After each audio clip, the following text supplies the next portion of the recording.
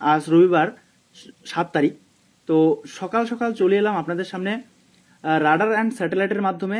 আমরা দেখে নিব কোন কোন জেলাগুলিতে রয়েছে অতি ভারী বৃষ্টিপাত এবং কোথায় কোথায় বজ্রপাত সহ বৃষ্টিপাত হতে চলেছে এবং কোথায় কোথায় মাঝারি বৃষ্টিপাত রয়েছে এবং কালবৈশাখী ঝড় কোন কোন জেলাগুলির উপর দিয়ে বয়ে যাবে এবং সেই সঙ্গে কোন কোন জেলাগুলিতে রয়েছে তাপপ্রবাহের সতর্কবার্তা।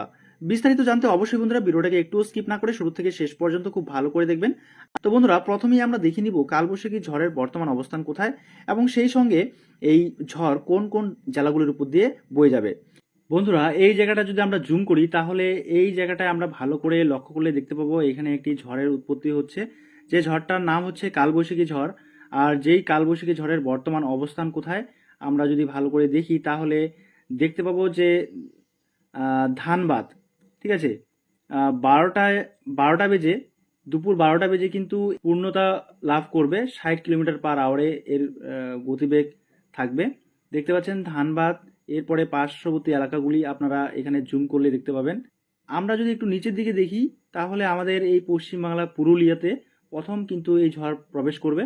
তারপরে চিটানগর, আসানসোল, বোকারো, রঘুনাথপুর, হুরা, ঠিক আছে, বলরামপুর, এই সমস্ত এলাকাগুলোতে কিন্তু এই ঝড় প্রভাব বিস্তার করছে।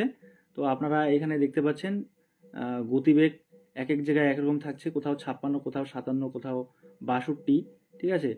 তারপরে নিচে সিউড়ি, বোলপুর, এই সমস্ত এলাকাগুলোতে দিয়ে কিন্তু এই ঝড় বইবে। তো দুপুর 12টার দিকে কিন্তু আমাদের পুরুলিয়াতে প্রবেশ করছে, তারপরে ধীরে ধীরে বেলা গড়ার সঙ্গে সঙ্গে কিন্তু আমাদের দক্ষিণবঙ্গের অনেক অংশেই কিন্তু এই ঝড় বইছে। তারপরে বাংলাদেশের উপরে রাজশাহী, মেহেরপুর, এই সমস্ত এলাকাগুলো দিয়ে কিন্তু এই ঝড় বইবে।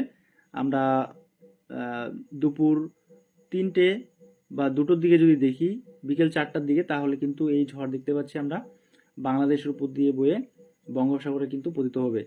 এরপর আমরা যদি সন্ধ্যা 7টার দিকে দেখি তাহলে কিন্তু এই ঝড় মোটামুটিভাবে হালকা হয়ে যাবে।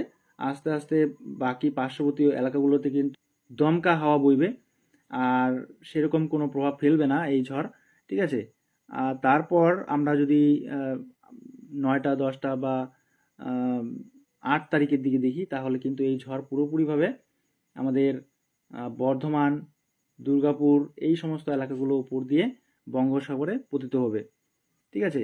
বাংলাদেশের কিছু কিছু এলাকায় এই ঝড় কিন্তু প্রভাব ফেলবে।